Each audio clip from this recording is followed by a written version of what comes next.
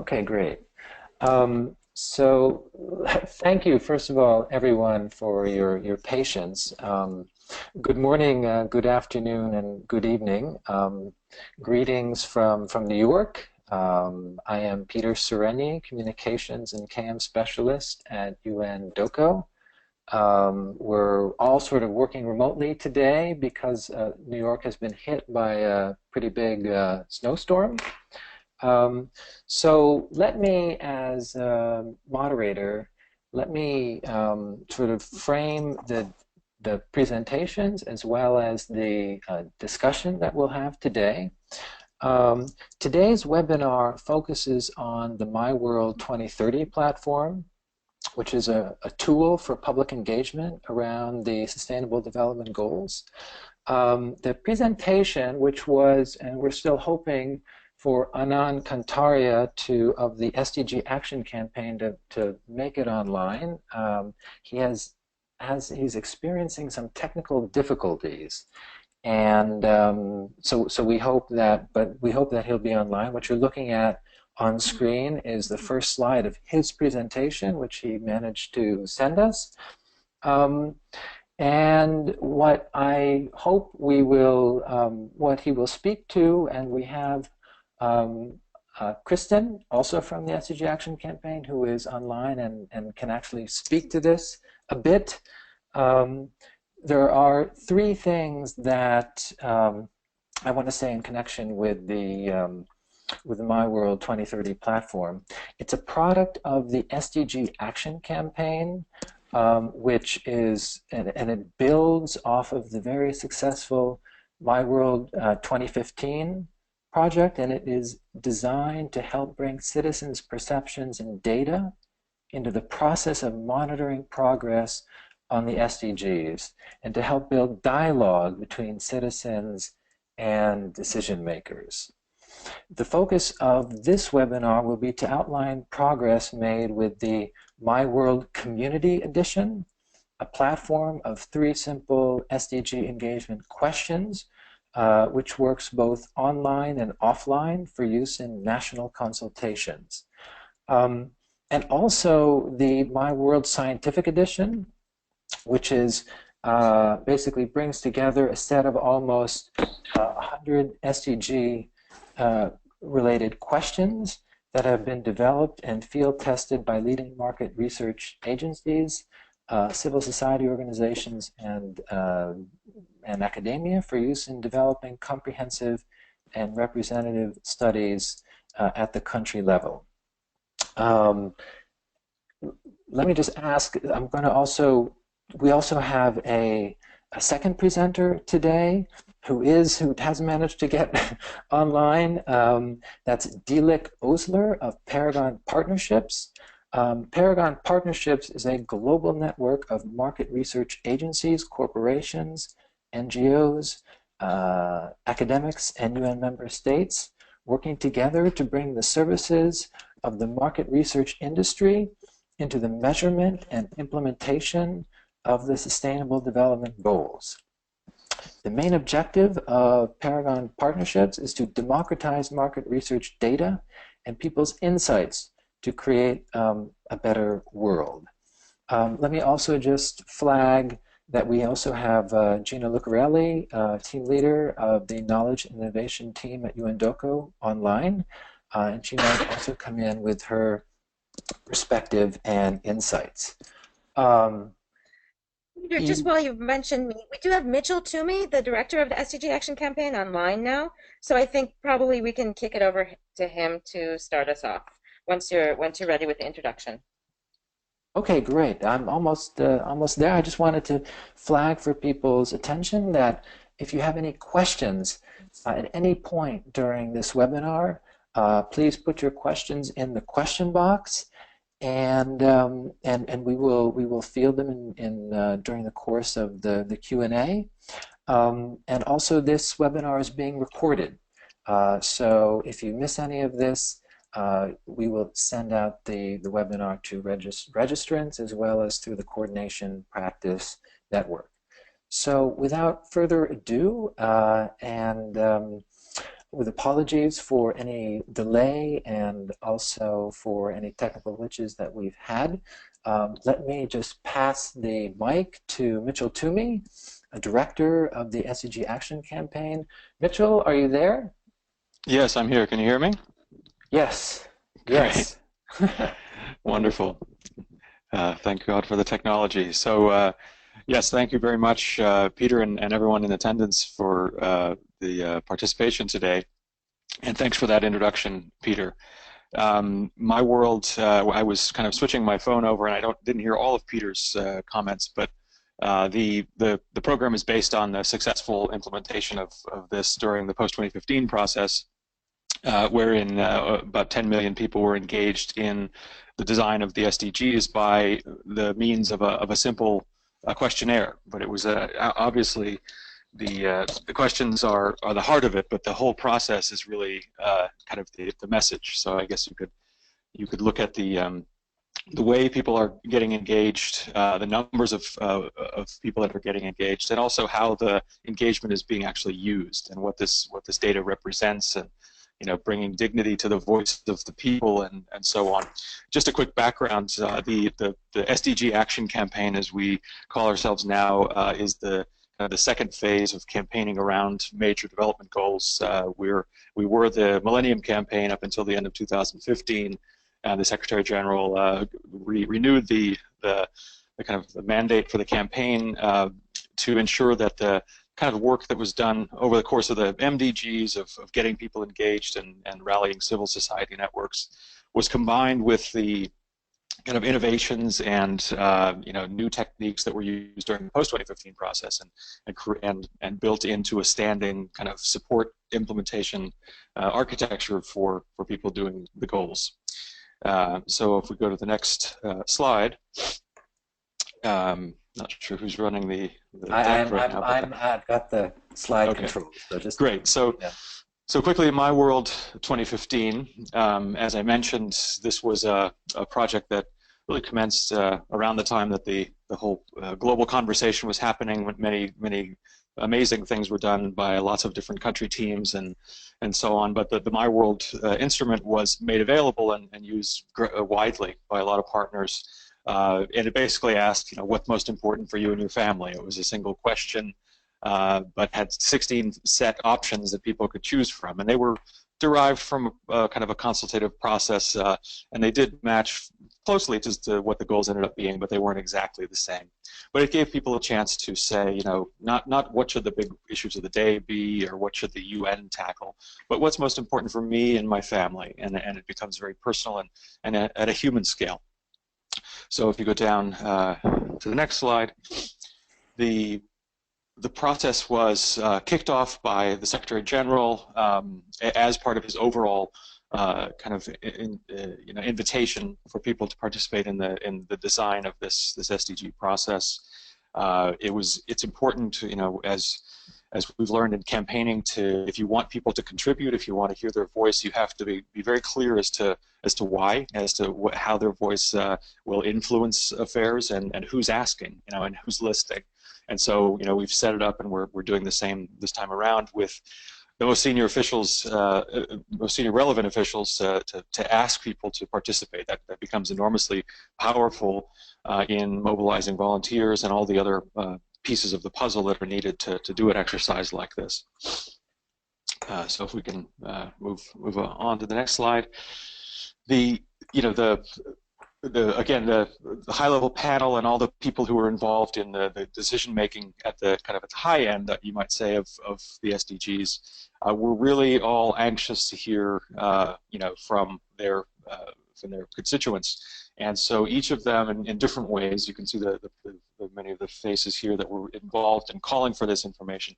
They all, in separate ways, use social media and other things to encourage people to participate, and that's a routine that we as the campaign organized. We got the highest level officials we could, and then made those announcements and so on, and that helped the local teams and the decentralized teams point to those calls to action, say, look, whatever the relevant and most valuable senior official or kind of a elected official in this case would be, they could use those testimonials to encourage participation.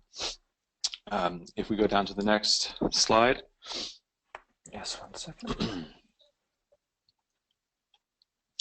So from the beginning, it was designed, with a couple of things in mind. Yes, data collection was obviously the core part of this. So, what are people thinking? Let's make sure we get that data very scientifically. Let's, bring it together, whether it be via paper ballots and, in the reality of the world, while we did a lot of online and mobile collection, the vast majority of the 10 million participants participated via paper ballot, and that was with volunteers going into communities and asking and writing down the answers and bringing them back and tabulating them.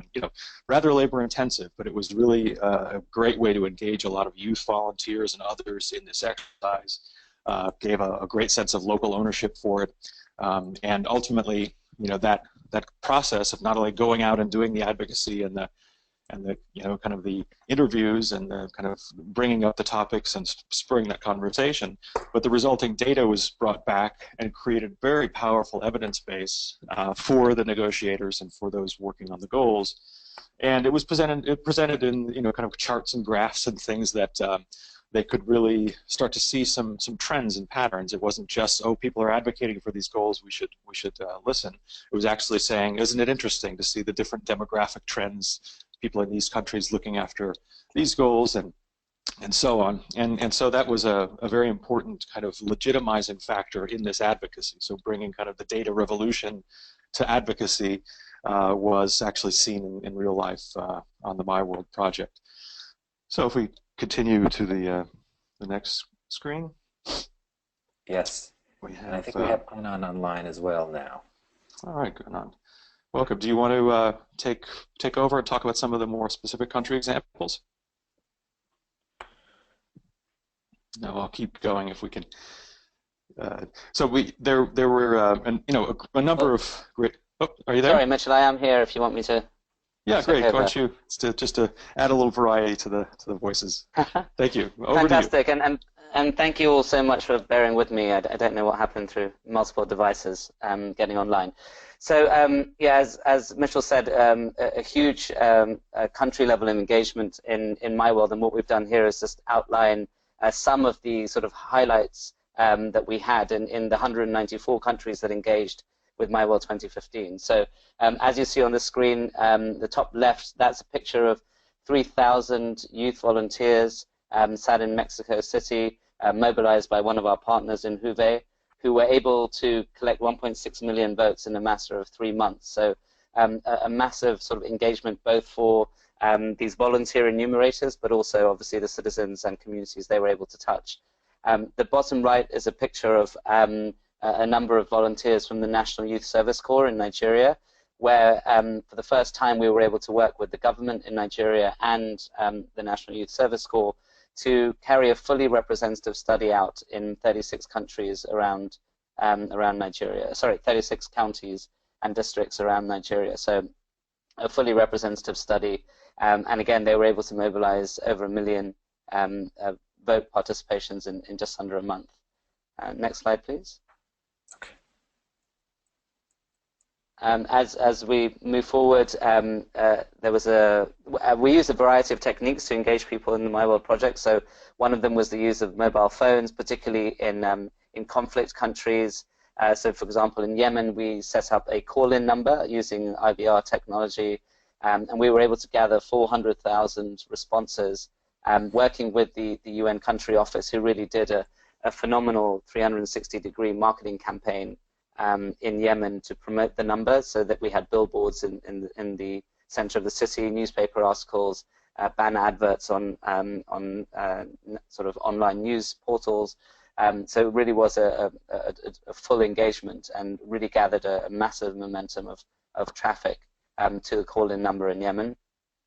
And then, of course, we used some of the more standard techniques of a global day of online action, where we were able to really work as a one UN system and garner the support of a number of the UN Goodwill ambassadors, UNICEF ambassadors, UNDP ambassadors, etc., and get 25 million social media impressions and convert that to 250,000 new votes on this sort of huge day of action that we curated with all of our partners.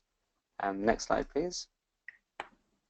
So that's an overview of some of the country examples. We also just wanted to show you some of the ways that we actually used the data. So as Mitchell mentioned before, we obviously fed the data to the high-level panel for post-2015, the open working group, regular briefings to the PGA office and member states.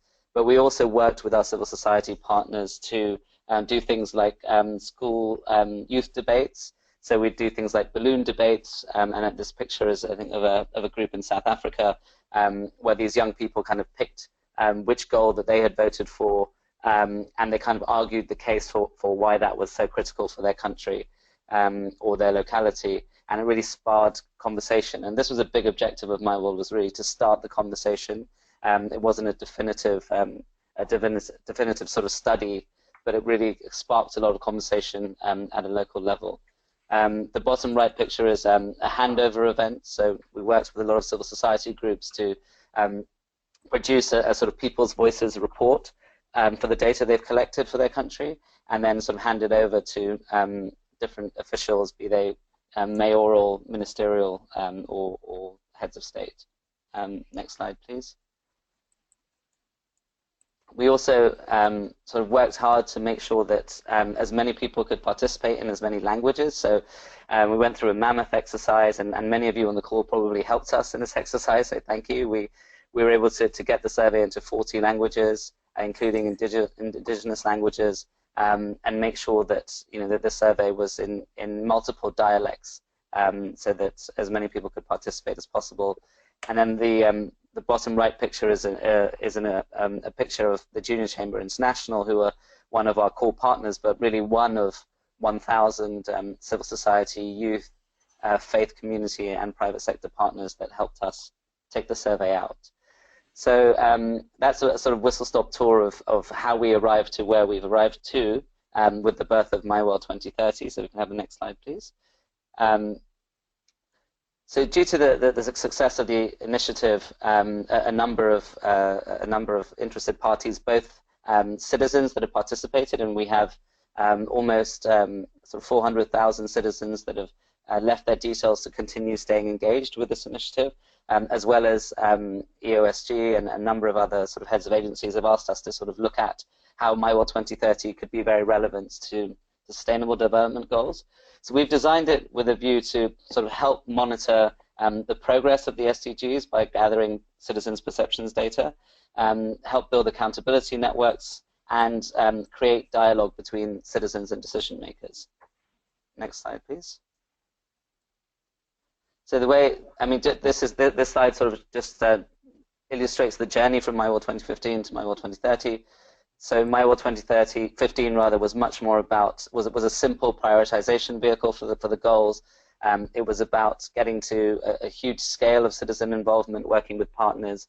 As we move forward, if we go from today onwards, we look at how the project is much more about localization, is much more focused on implementation questions and building accountability. We're not just focusing on scale, but we've also added a scientific component, which is about representativeness and actually getting higher quality data. And we're looking to engage more and more stakeholders, both in the design of surveys as well as sort of a built-in advocacy component. So as we build the constituency around the goals, that advocacy component is very much ready. And then finally, we're looking to sort of embed this cycle more and more into political processes at all levels. So next slide, please. So My World 2030 is divided into 4 streams. So we have, and we're going to focus on just the left-hand side of this quadrant for this conversation today. So we have a My World Scientific stream, which is essentially a defined component instrument that's been designed to carry out nationally representative studies at a country level, working with either a local academic partner or a market research company. And Dilek will talk more at the end of this call about some of the market research companies that are in the Paragon group, who have been great partners and very supportive. And then the bottom left quadrant speaks to the My World Community Edition, which will give you a preview of today. But essentially 3 simple questions which allow sort of mass scale engagement, both on and offline, sort of as an easy access point to understanding the SDGs. So next slide, please.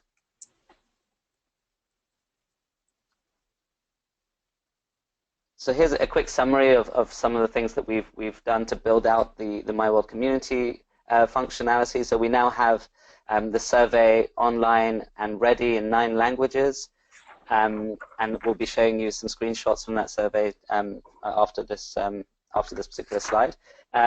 We've had already a massive engagement in Mexico once again, where over 500,000 young people have engaged with the My World 2030 community survey.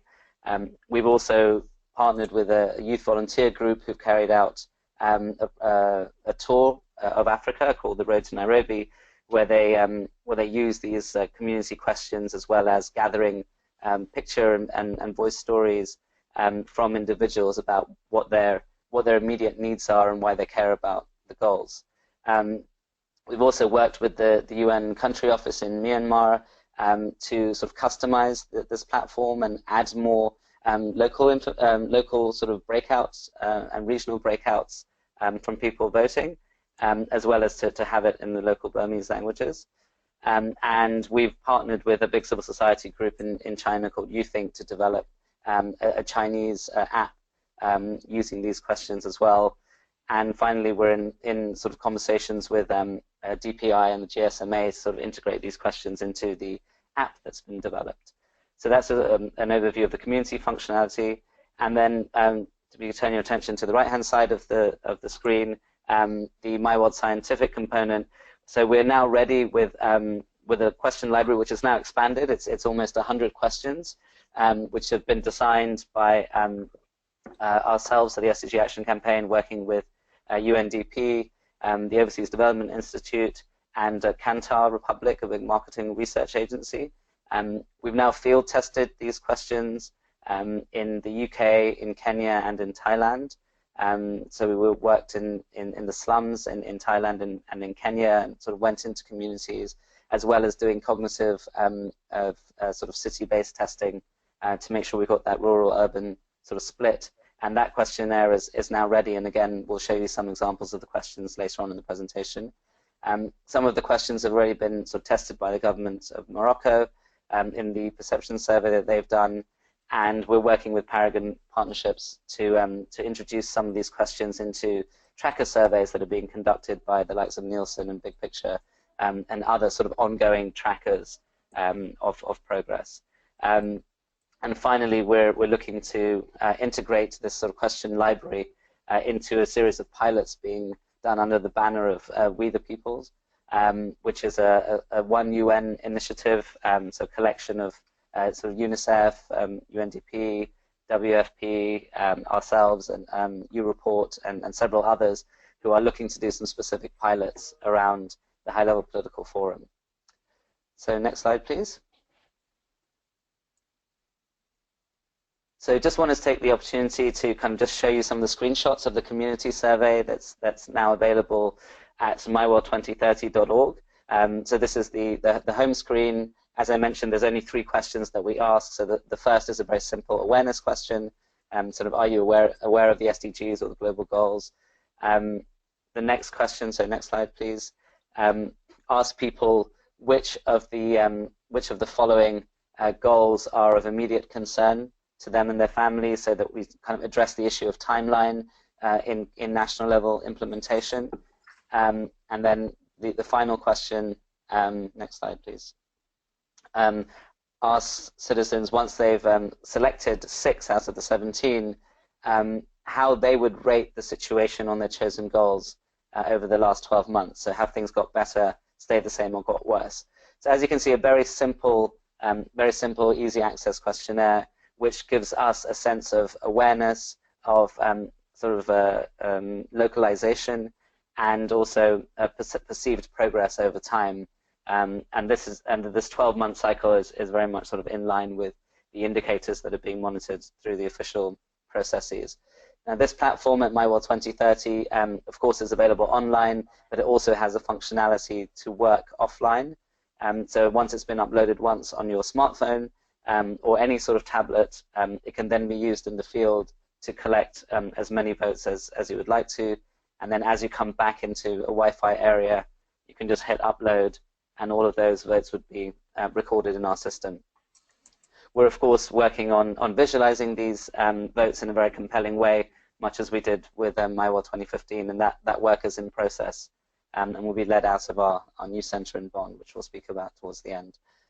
Next slide, please.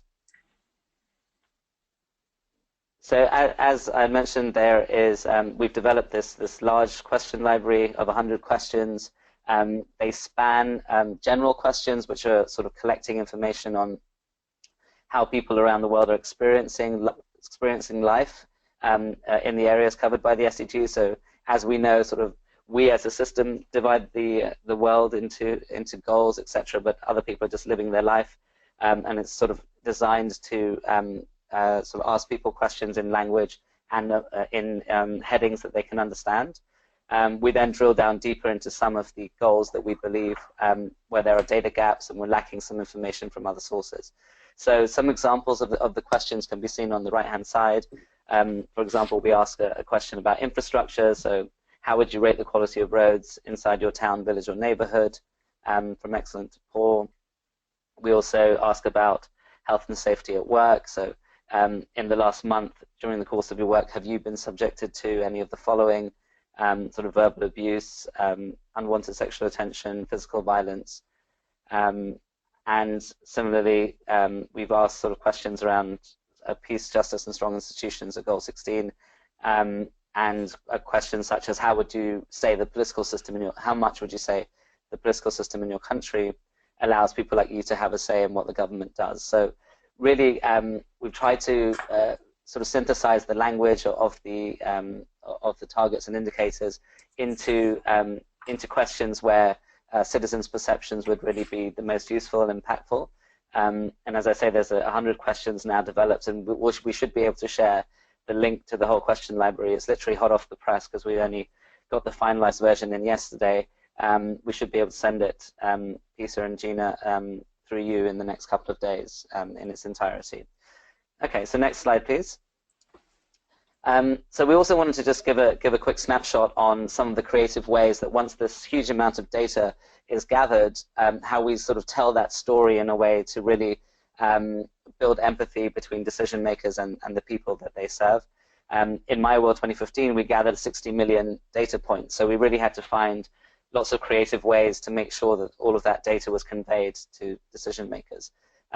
So if we go to the next slide, we thought about, we've kind of designing creative ways to engage both our partners and storytellers to continue with this exercise.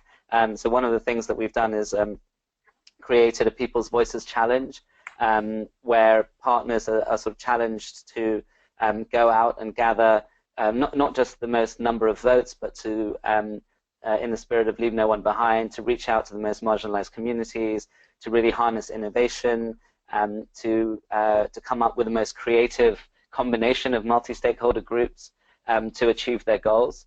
And then we've been running a sort of annual award ceremony at the UN General Assembly in New York, and on the right are some of the pictures of this award ceremony that have happened. And the next phase of this is really to see if country offices or regional bodies would like to run these sorts of People's Voices awards at a country level, to really recognize and encourage and incentivize partners and individuals to engage with this process of data collection around the goals. Next slide, please. We're also continuing with our really successful Humans of My World project, which builds off the very successful Humans of New York project, which was sort of our inspiration for this. And as I mentioned earlier, we've covered off an additional 8 countries in the last year in Africa, but we'd like to do more. This is basically a mechanism where youth volunteers can go out and ask people to take the survey. We then ask people to kind of select which of the goals they're most passionate about, and then we ask them what their story is. and we take a photograph and in some cases a video, and we capture that that story, and we then turn these into exhibitions around the world. And I believe we've now done these exhibitions in about 30 countries, and we've collected voices from about 40 countries now, and you can see some of the spread of countries on this slide. We do have a toolkit available for any countries who are interested in rolling this out, and many of the offices that we speak to often say that they have youth volunteers sort of write to them saying, how can we be involved? This is a fantastic way to sort of give them an assignment which is very contained, but yet really helps tell the story of what's happening at a local level in any given country. And of course, adds a lot of color and interest to reports that we all have to produce much of the time. So next slide, please. So the other thing that, as I mentioned, we collect these stories as well as the data that we have, and combine them in these People's Voices exhibitions, and invite decision makers, parliamentarians, mayors, ministers, to come and actually experience the data that we've collected. So typically we don't just produce reports, but we try and create an interactive experience so that decision makers can really get immersed in the depth of what it is that we've collected. These have been highly successful, and we've had great response from decision makers in this process. I think that the sort of we started off doing these at the UN General Assembly, but again they've spread out all over the world, and we've now done them in over 30 countries. The highlights, I think, was at September 2015, UNGA, when the goals were announced, where we had a huge partnership with Facebook and built a huge tent at the on the compound of UN headquarters in New York, and we really were able to get a lot of world leaders and senior decision makers in to experience the voices and stories of the millions of individuals and people that have participated. So again, this is something that can be very easily rolled out, and we have guidance and a toolkit if a country officer wants to do a People's Voices exhibition with their particular country or locality's data. Okay, next slide, please. Another highly successful and engaging and popular part of our exhibitions are virtual reality films, and great that we have Kristen Gudenkunst on the line from our team, who's sort of leading this project for us. This has been a series of films that have been shot over the last sort of 1.5 years, looking at some of the most pressing issues in development, such as a day in the life of an Ebola survivor, following a refugee camp, looking at clean water issues in India, etc. And so there's now a whole library of these films which can be shown at a national level. And please do contact us if you'd like to sort of organize a screening or integrate these films into the work that you're doing. We're also moving now into augmented reality, and perhaps if anyone has any questions around that, Kristen can help answer that after the presentation. So next slide, please, which is a summary slide. So essentially, in summary, the platform that we've built is really built around this core question library of 100 sort of tested questions around the SDGs, which are then rolled out in different manners. So you can have a light touch sort of community edition of 3 questions, or you can carry out a completely stratified sort of scientific sample working with an academic institution. And the third option, which we haven't talked about in depth in this call, but we're exploring more and more, is how countries can do a bespoke survey based on issues of national concern. So sort of pick out questions from this question library and sort of work with us to create a bespoke survey. A core part of what we do is we're not a data collection agency by any stretch, but we really feel that giving people the dignity of voice in participating in an exercise such as this really helps citizens engage with an agenda which is often inaccessible. And we really push anyone who's sort of rolling out a national edition of My World to make sure that they've embedded into the thinking from the very start what the feedback loop is from the data that they're collecting, and also looked at sort of creative and impactful ways to visualize the data that they're collecting so that you can have the most direct policy impact. So yeah, that's it for me and from us, from the My World side. Just on the next slide, we have some contact details should anyone want to sort of find out more or have any specific questions for us. And yeah, with that, I think I can hand back over to you, Peter, to introduce Dilek. Or I don't know if we want to stop now to field questions. However you want to structure it. Thank you very much, Anand. This is really great. I think we'll move to Dilek's presentation, but I just wanted to maybe just flag that I think your tool and the work that you have all done, both on the My World 2015 project, and thank you so much, Mitchell, for starting us off. And it's great to have Anand online now finally for his presentation. Yeah, I think this is a great tool to help build dialogue between citizens and decision makers, and also monitor progress on the SDGs. I think just to give people the dignity of voice, and also to help them better connect with an agenda which is, as you say, oftentimes inaccessible to people.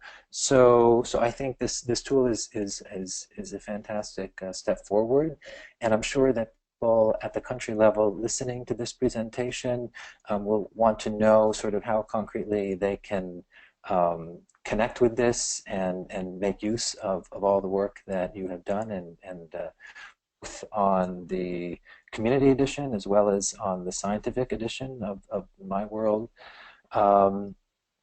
platforms. So to move us into, obviously, market research is an important component of this, and we're fortunate to have Dilek Usler online from Paragon Partnerships. I mentioned her at the beginning, but I just wanted to emphasize for those people who have joined after my initial presentation that Paragon Partnerships is a global network of market research agencies and corporations and NGOs working together to bring the services of market research industry into the measurement and implementation of the Sustainable Development Goals.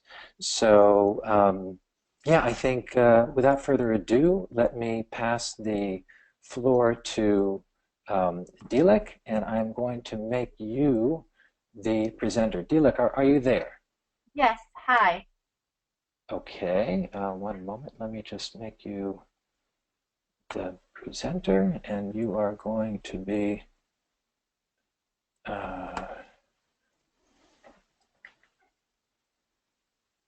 okay, we see your screen. So okay. Please, Dilek. Great. Hello, everyone. Yeah, again, my name is Dilek Usler, and I'm very happy to be here today.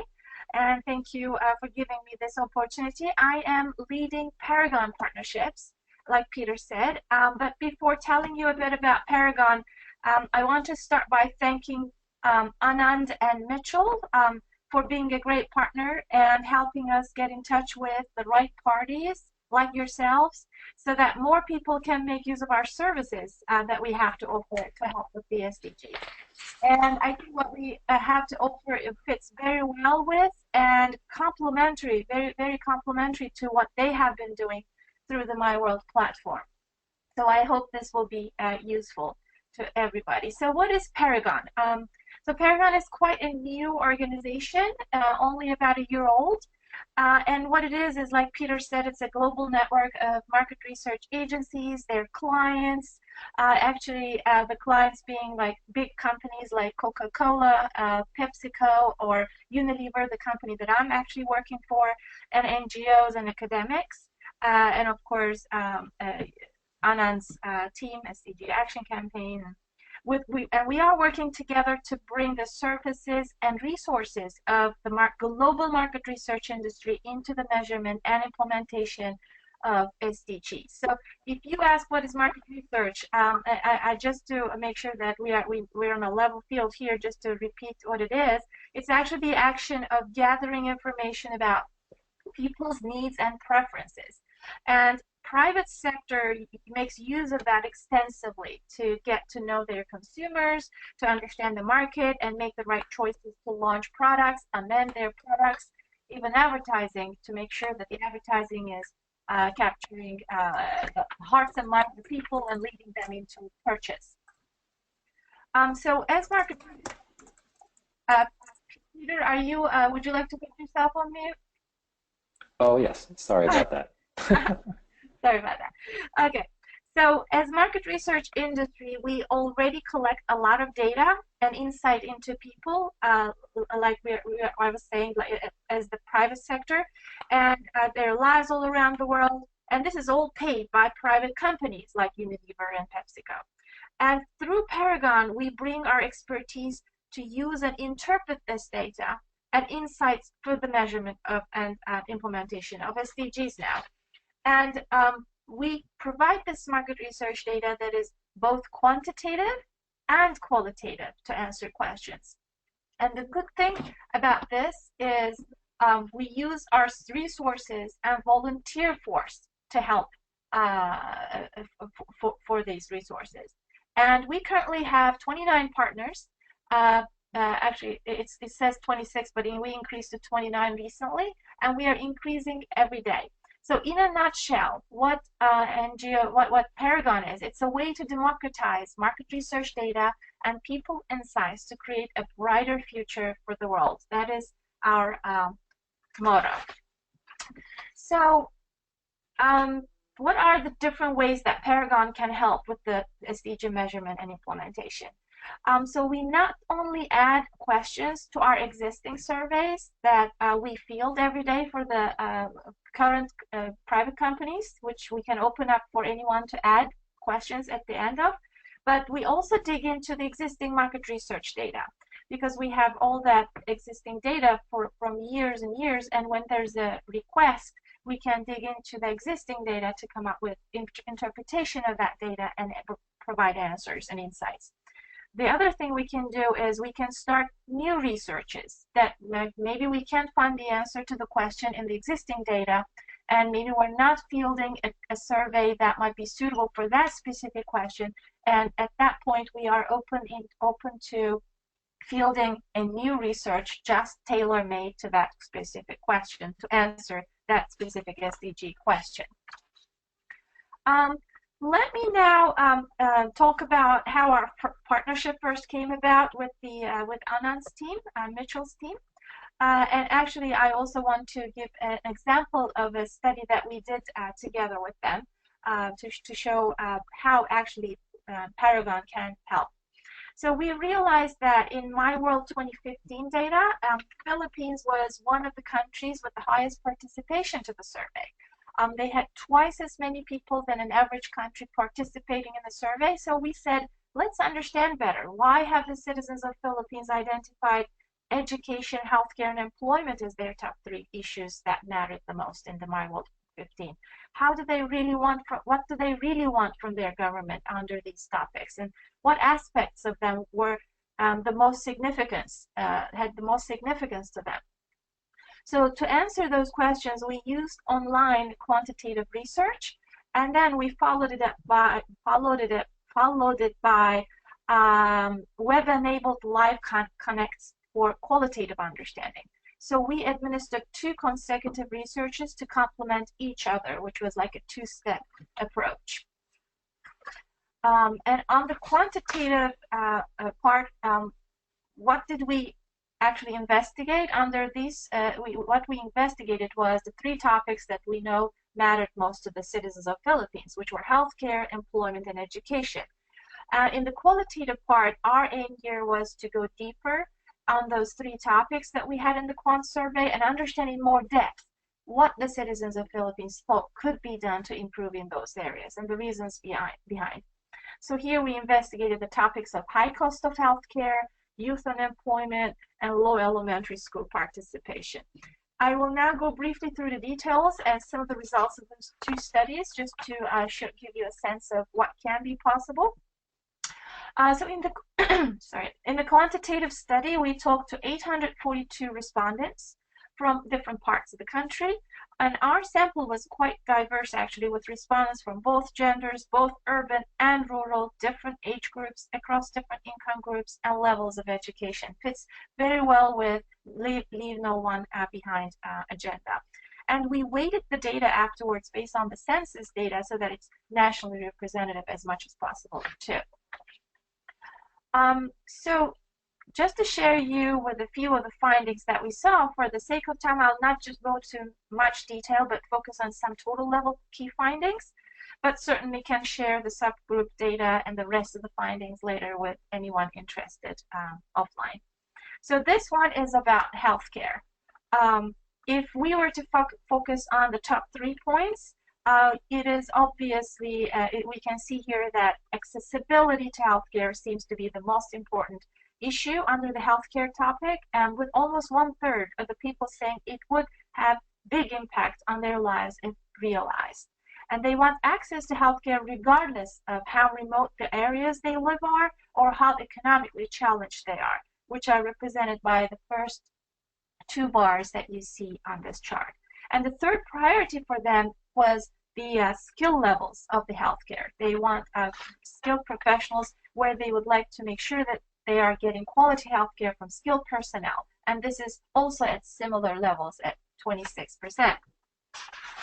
So if we were to go to the next slide, which is about job opportunities, here we are seeing that providing permanent employment for income continuity is the dominant issue, with 50% of the people saying it would have a big impact on their lives if tackled. And this is followed by elimination of corruption at similar levels and job opportunities for young people at about 43%. So when we go finally under the topic of education, the key issue at 36% is about ensuring adequate budget for quality education system. And this is followed at almost equal levels by improving children's health issues so that they can attend school regularly. And when we look at this last finding among subgroups, which is not on this slide, but we see interestingly that this is more significant for men than women, and for younger people, and also for people with low socioeconomic levels. And you will see in the next slides that this actually came up also in the qualitative work that followed. Therefore, there seems to be an issue where the government may choose to prioritize, for example, the issue of children's health issues impacting their school attendance. So if we were to go now to the qualitative phase, here what we did is we spent an hour with each with these 8 people from the Philippines and talked to them in depth on their thoughts on some of the issues that their country is facing. This sample was mostly urban skewed because of the internet connectivity thing, but more educated than the ones in the Quant study. But they were still quite diverse in their ages and family status, like 4 millennials, 4 Generation X, 4 with children, 4 without children, so we were able to get a wider perspective. Now, to share a few of the insights that came out of this, and again, for the sake of time, I'm just going to focus on the insights around low elementary school participation in these slides. One of the things that was coming across was how the parents themselves were not educated enough, and they didn't really recognize the true value of the education themselves. And therefore, they didn't try hard enough to educate their own children. They hadn't been educated well enough to understand the importance of education and its impact on their children. So children were in fact the victims of their parents who are not educated to begin with. Of course, this is not to generalize, but this is more talking to the lower part of the country. So we heard from them that there could be a possible government action, for example, about educating the parents to the benefits of educating their children. So maybe local event days and individual barangays talking about the importance of education, etc., etc. So the other thing that we saw, we heard about education was about using alternative venues that are free for public education, like TV, for example. They were saying TV is free, why don't we use TV to educate? And for example, an open school TV channel that is available outside of working hours instead of using TV mostly for news or advertising and entertainment purposes. And everyone is watching TV all the time, so let's use it to educate public in various topics, from maybe things like nutrition, even to school curriculum, to healthier lifestyles, etc., etc. So TV could be a source that people were saying could be utilized maybe. And then the third insight that we got from this qualitative work was links with education and healthcare issues together. And this is the one that I was referring to previously. The people of the country that we spoke to are saying one way of improving school attendance, which is an issue, is bringing healthcare into the schools. One of the reasons kids cannot attend school regularly is because they get sick and they don't have access to healthcare, and they stay unhealthy longer and cannot attend school. And as they don't attend school day one, they're less likely to attend school the second day, and then even less likely the third day. So this goes on and on. So the issue of access to healthcare also impacts education. And one solution that was brought up was this idea of bringing clinics or medical personnel to schools, either permanently or visiting, maybe once a week, etc., etc. So just to wrap up, this was of course just an example that we did from Philippines, just to show what we can do. This is something we did very proactively, but we can take briefs from you and tailor the research based on your needs so that you can find out information that you need to help the citizens of your country and help shape your policies. So the three ways that you can think about this is the first one, which is, for example, with My World 2030, you now have a portion to get input from your citizens of your country on a more bespoke level. You will have a library of questions like Anand was talking about to choose from, a portion to pick and choose the ones that are relevant for your country. So how can we help here? How we can help here is to open up our already running questionnaires the private sector is running for you to tag along those questions, so that the coverage is country representative and the field work is free. And secondly, what you can do is you can submit questions that are not necessarily in My World library, questions library, and we can include them either in an already running questionnaire, qualitative or quantitative, and that's all pro bono to answer your challenges and questions. Or we can design a new research, like I was saying at the beginning, to help answer those questions. Or we can even see if the answer lies in the existing market research data that we can pull it up and dig into and provide insights.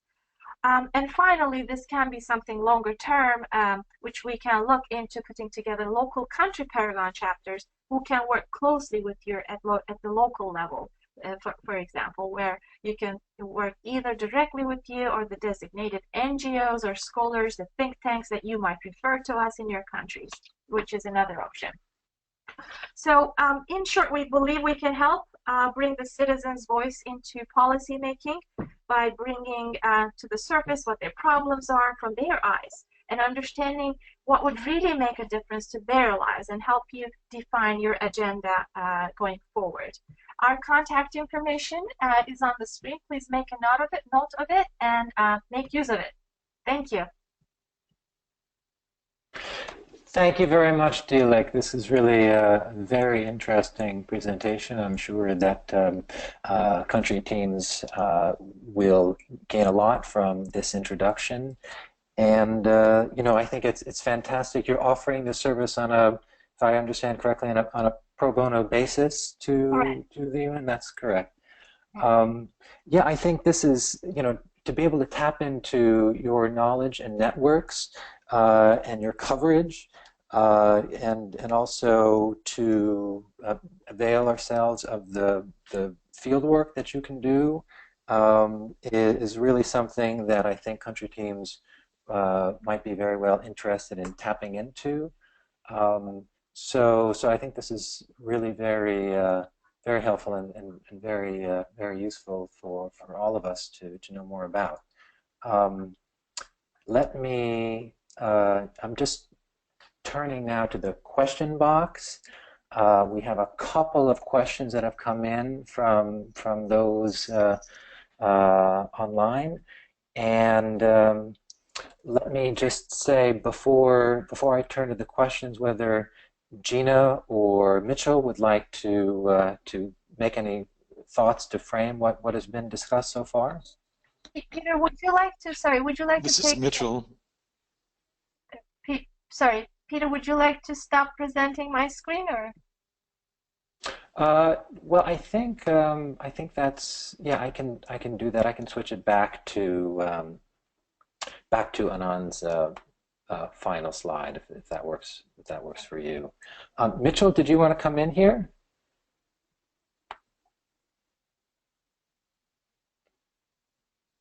Can you hear me? Hello? Yes. Yes. Hello, hello? Okay, sorry. I was confused with the mute buttons here. No, I just wanted to once again thank the Paragon Partnership and Delic, and it's been a real eye-opener, frankly, to see how much synergy there is between market research and what is needed in order to really convince politicians and others that things are happening, and you know, not just that awareness is building, but that people are really responding to policy changes and so on. And I think that to do it in a way that's, you know, objective as possible and everything, and using, you know, existing techniques and standards and existing questions, it makes it a lot easier to get started, frankly, than having to go through that policy discussion of what do we ask and to whom do we ask it and so on. So we hope that these things can help you kickstart that. And as kind of a restatement of the SDG Action Campaign's mandate and offer, I won't go too deeply into it, but we do have a mandate to serve you. This is a function that the Secretary General has called for. It's hosted within the UN development system. We have a great funding partnership with the government of Germany as well as some others to make a kind of 24/7 support structure available to you to get these things started. I mean, we can't do them kind of all everywhere, obviously, but we're designing them in kind of a flat pack kind of way so that people can get these things set up with our support and encouragement, and we can match some grants here and there and do those kind of things. But it's really, we've seen it take off, like in my world, with a lot of local interest and local action. And so the whole idea is to make this go as big as possible. So that needs to be done independently. But when we have partners like this and the Paragon Partnership, what our supplementary support to you is to make sure that you know who else is using these kind of things and to give you the right access and so on, but not to kind of be a middleman between this kind of a value. I think that everyone should be going directly, but we want to make sure we know the whole story so that we can tell everybody what's working. I'll leave it there. Thanks. Thank you very much, Mitchell. That's great. I will now turn our attention to some questions that have been put in the question box. And let me just say, for those online, if you have any questions at this point, please feel free to put them in the question box. The first question I see is from Mumi Mauludi. The question is, the word scientific has been mentioned several times. Would it be possible to get details on issues such as sampling methods used? Maybe I turn this question to Anand or Mitchell for... Yeah, I'm happy to take that. So thank you for your question. Yes, the idea is this instrument has been developed sort of with Kantar, formerly TNS opinion, as a sort of complete scientific study. By way of the sampling methods, etc., they will vary obviously country to country, and that's why we advise that country officers partner with either a sort of market research company at a country level or a academic institution to define the sample size to make sure that it's representative of whichever populations are deemed sort of necessary to sample. But I'm happy to sort of continue that conversation in more detail offline. Great, thank you, Anand. Thank you, Anand. Let me... Peter, I just want to come in. There's another question here. You might not be able to see it, because we have this funny thing where our colleague Irada from the RC office in Azerbaijan is actually listed as an organizer of this webinar. It's just a technical glitch. But there is a question from her if you want to take that. Okay, great. Yes. I see it. I see it. Okay. Yes, Irada, let me just read your question. And good morning. Is there any UN or UNDP advocacy guidance and any communication tool for promoting the SDGs at the country level? I think that, you know, what I can mention here is that we have within the context of the new United Nations Development Assistance Framework,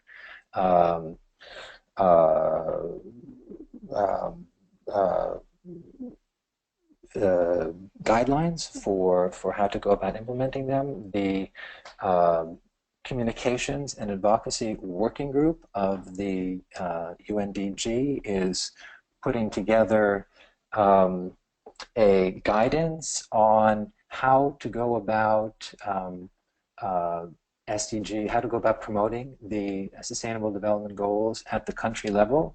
And this should be available to you shortly, later on in the next couple of months.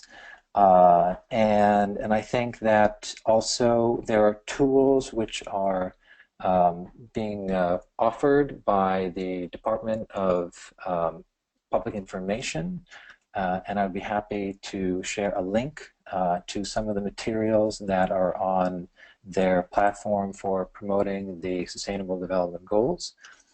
And yeah, I think that there are, you know, this is to build upon the Communicating as One guidance, which speaks largely to sort of branding and how to build the infrastructure for joint communications at the country level. It speaks a bit to advocacy, but what we are aiming to do is produce a companion piece, as I mentioned, for the UNDAF guidance, which speaks specifically to how to go about advocating and promotion of the SDGs. Gina, would you like to add anything at this point on that? Well, no, just to say that, you know, I think sometimes we think about communications and advocacy as a one-way flow of information, you know, that we need to make sure everyone knows about these global goals.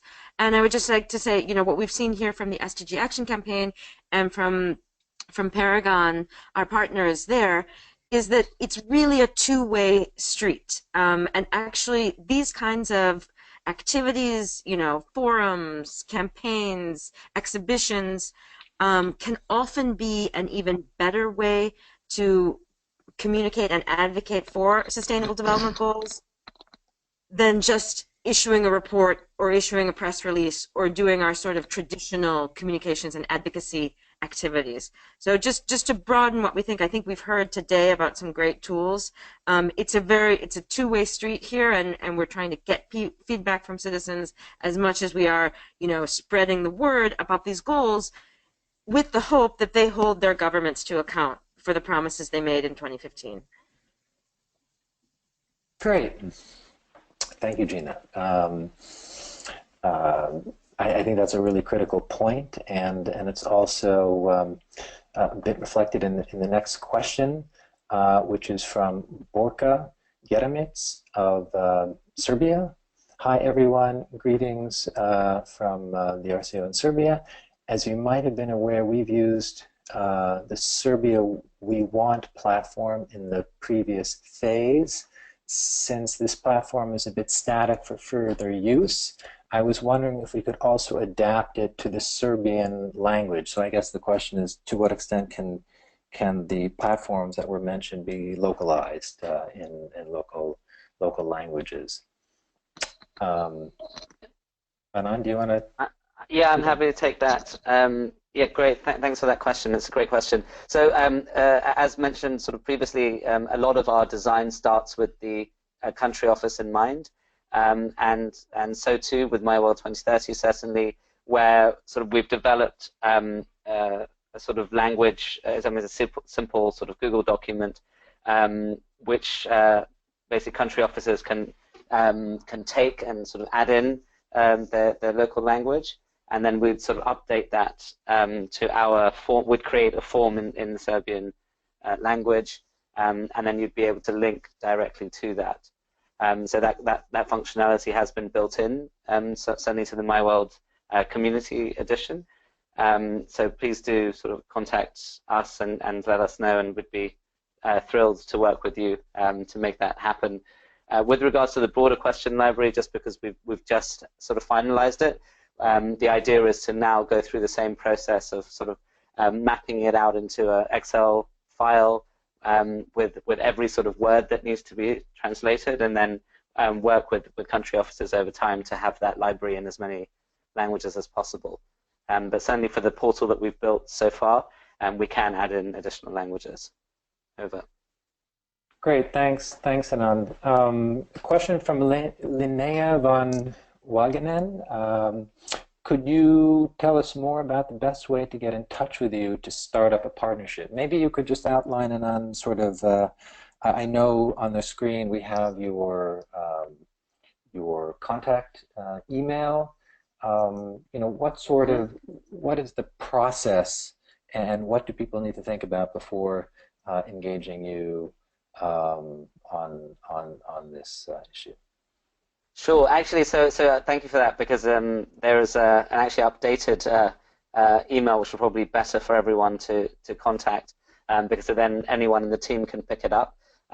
It's actually info@sdgactioncampaign.org, and Peter, perhaps you can send it round. I don't know if you can paste it into the chat. Unfortunately, I'm still logged in via the phone.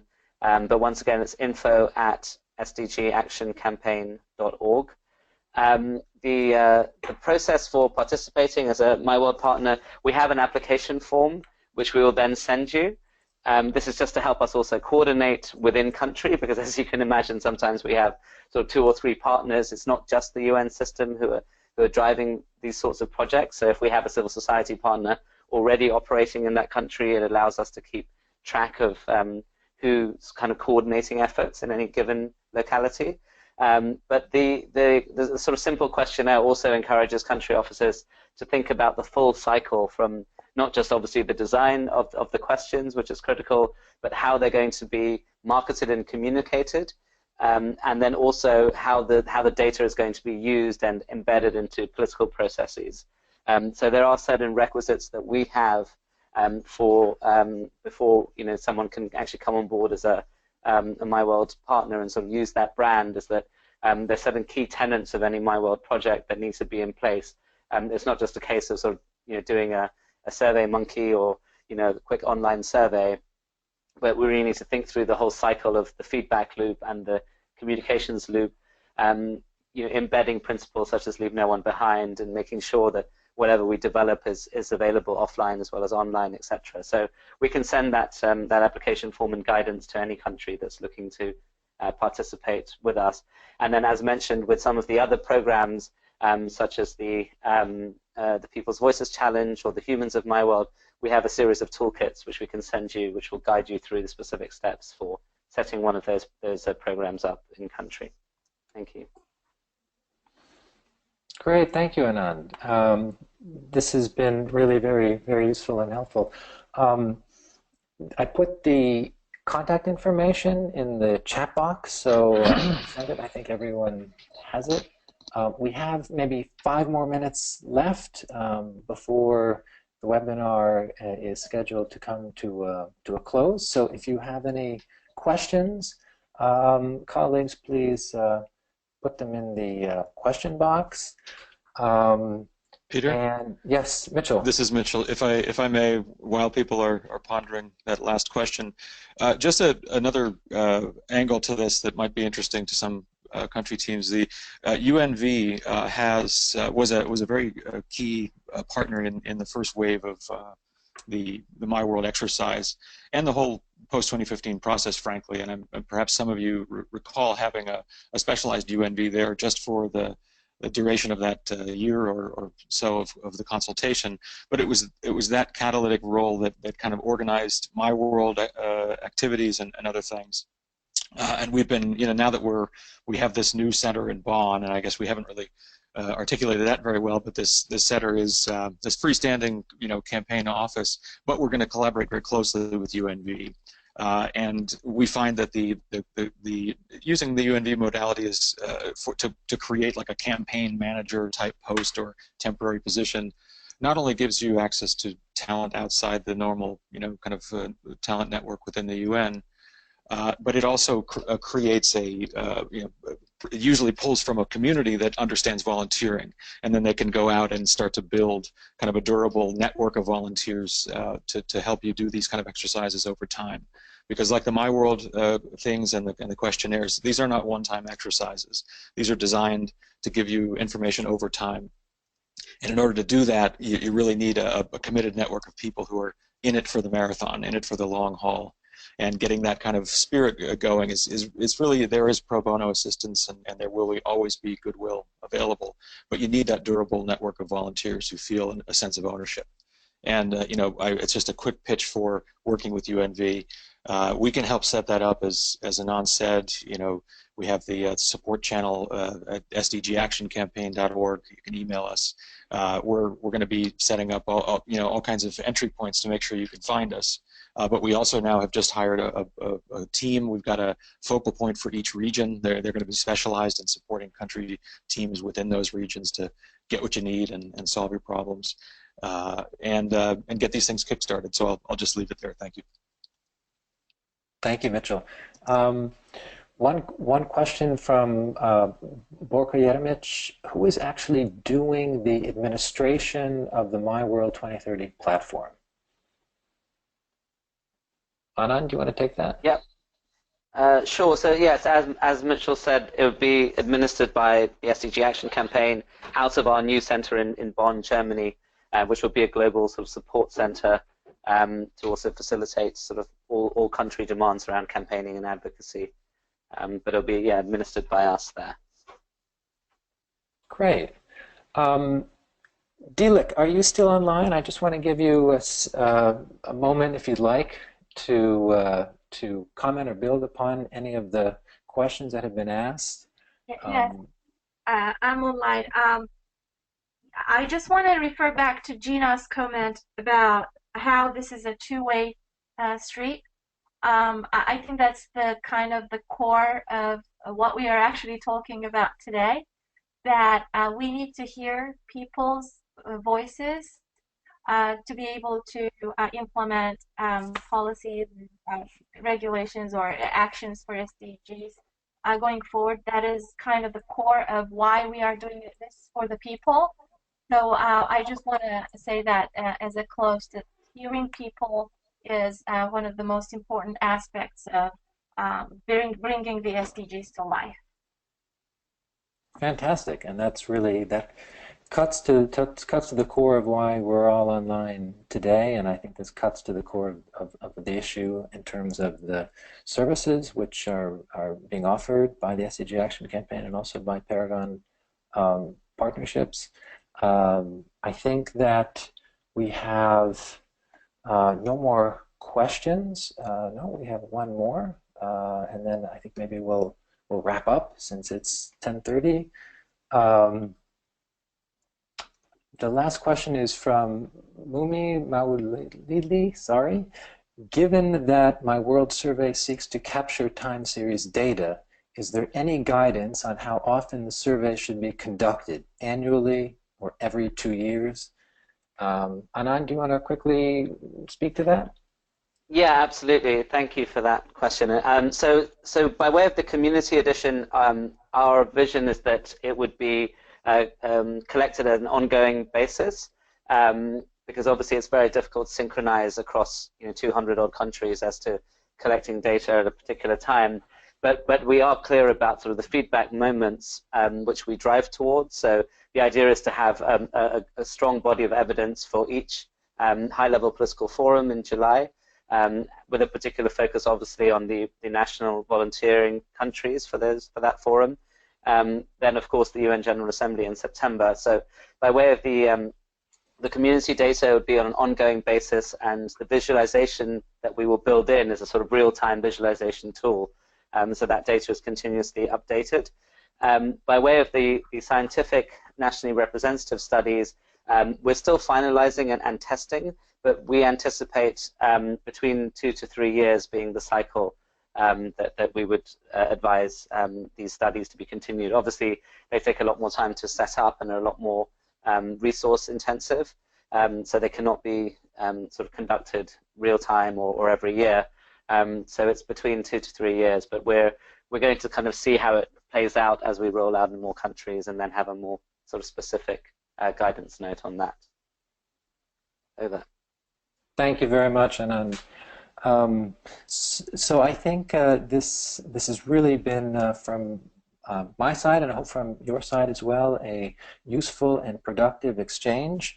I would like to just bring the webinar now to a close and say I think these tools and platforms and approaches, the way that they've been presented, really are critical in terms of that two-way street, that two-way communication that Gina referred to earlier, and also Dilek referenced. I think we really need to hear the people's voices on these issues and really to feed them into the responses that are taken at country level, and to work toward achieving this incredibly ambitious agenda.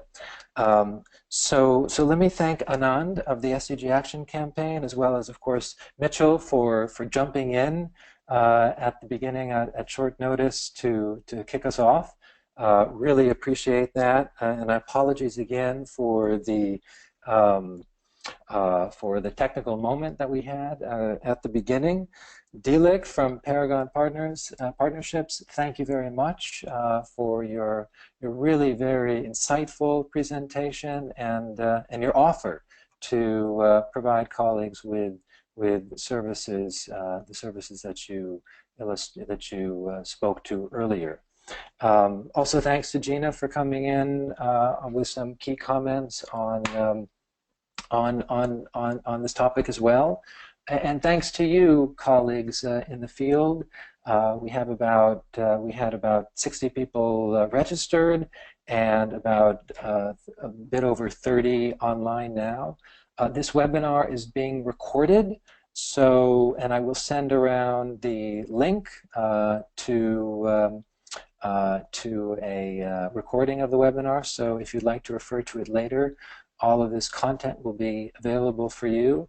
And I also put the contact information for the SDG Action Campaign in the chat box. It is info@sdgactioncampaign.org. And also, I think Dilek shared her contact information in her presentation. So on behalf of UN DOCO, I would just like to thank you all for being online during this webinar, and I wish you a great rest of the day. Thank you very much. Thank you. Thank you.